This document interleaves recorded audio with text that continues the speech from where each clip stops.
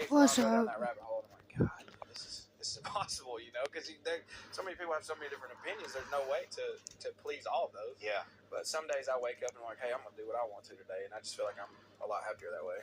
Amen, man. Wow. Now, do you notice you said there's like fans, like whenever you have fans from a long time ago that have been with you since the beginning, kind of. It is interesting because you kind of listen to them, and sometimes I'll almost go to them for like a point of view of myself that I feel like I can't get anymore. Yeah. No, I get that, dude. I there's some people. It's been so long since we've played shows, so I haven't seen their faces in a long time. But I mean, there was this one guy in North Carolina, and anywhere in that region, to just every single show, you know. And I always talk to him, maybe have a drink with him or whatever. He was just like my boy. Yeah.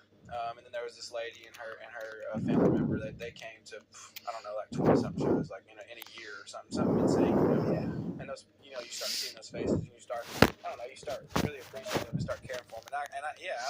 If I look for a comment, I might look for theirs first and be like, they get it, you know. Yeah.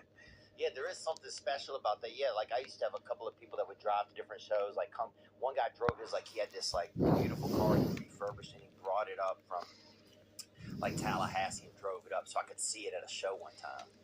You know, just because we'd had an interaction online, and it was just like, man, it was just interesting, you know. But then I felt next thing I'm riding around the block in his car and stuff like that. You know, it's interesting the fans you kind of have from the beginning. You know, it is. I mean, at that point, you don't really think about it. You're like, you may be like, oh well, they're here again. You know, like, great. But the longer you get going, and the more people that jump on the wagon, you kind of, I don't know, you just never forget them. I guess you never probably will, and that's kind of cool. Yeah, super cool. But you can't, like, it's interesting because in the beginning you can kind of have a beer with that one guy, or you can kind of have a beer with that, the mom and daughter that came, and you can give them a hug after a show, and there's, you can hang out outside of the venue and spend a little bit of time with people. But then that starts to go away. Definitely.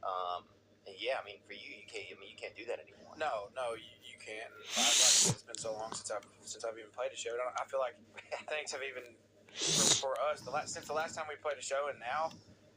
Things have grown so exponentially. I mean, it's like unreal how much they've grown. So I'm not even sure what I can't do inside in a venue, because it's just so much different. But yeah, I remember we used to play some, we started playing shows.